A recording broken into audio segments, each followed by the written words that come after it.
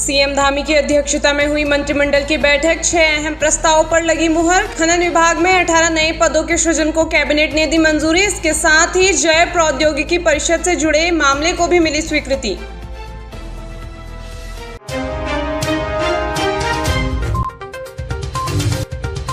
Cabinet की बैठक में पर्यावरण से जुड़ा लिया गया बड़ा फैसला। आसन बैराज की दोनों ओर के क्षेत्र को वेटलैंड जोन के रूप में घोषित करने को मिली मंजूरी।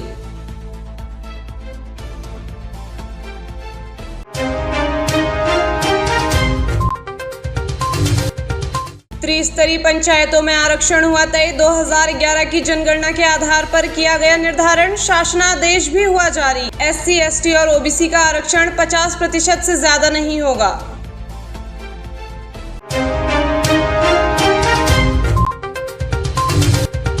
हल्द्वानी में रिश्ते हुए तार-तार, चचेरे भाई पर लगा 7 वर्षीय बहन के साथ दुष्कर्म का आरोप। पुलिस ने पॉक्सो एक्ट में मुकदमा दर्ज कर दिया है। बताया जा रहा है कि घटना के वक्त बच्ची घर पर अकेली थी।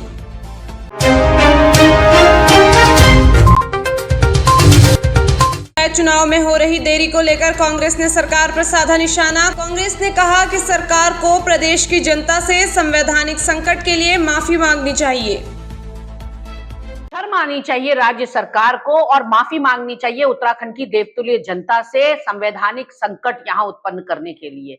आज राज्य के अंदर नगर निकाय के चुनाव होते हैं तो 1.5 साल विलंब से होते हैं, और जो राज्य सरकार है उसने नगर निकाय के चुनावों से भी सबक नहीं लिया और पंचायत चुनाव समय पर नहीं कराए।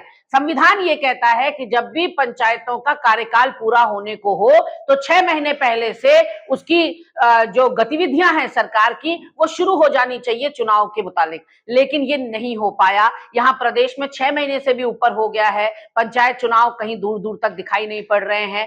सत्तारूढ़ दल के प्रदेश अध्यक्ष महेंद्र भट्ट कहते हैं हम चुनाव के लिए तैयार हैं। मुख्यमंत्री का बयान आता है हम चुनाव के लिए तैयार हैं। निर्वाचन का बयान आता है निर्वाचन आयोग का कि हम चुनाव के लिए तैयार हैं। फिर आखिर वो कौन सी अदृश्य शक्ति है जो इस प्रदेश में चुनाव नहीं होने देना चाहती, ये हम सरकार से पूछना चाहते हैं। और साफ तौर पर दिखाई दे रहा है कि भाजपा का संविधान में और लोकतंत्र में कोई आस्था, कोई विश्वास नहीं है, क्योंकि संविधान में पंचायतों को लोकतंत्र का आधार, उसकी नींव, उसकी बुनियाद बताया गया है। तो जब नींव ही कमजोर होगी तो एक विकसित भारत का निर्माण कैसे किया जा सकता है।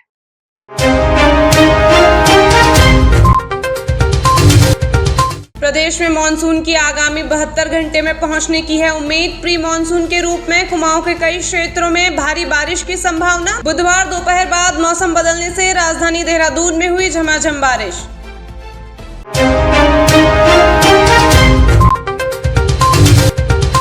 रुद्रप्रयाग में घर के पास काम कर रही महिला को गुलदार ने बनाया निवाला। घटना के कुछ ही घंटे बाद वन विभाग की टीम ने गुलदार को किया ढेर।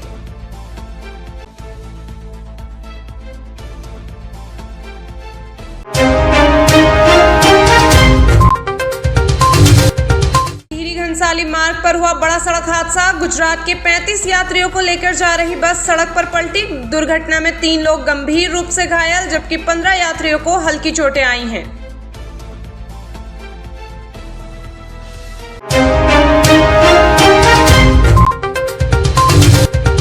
रुद्रपुर में तांत्रिक ने जमीन में दबे धन को निकालने का झांसा देकर महिला से किया दुष्कर्म। वीडियो बनाकर रुपये भी ऐंठे। पुलिस ने आरोपी को किया गिरफ्तार।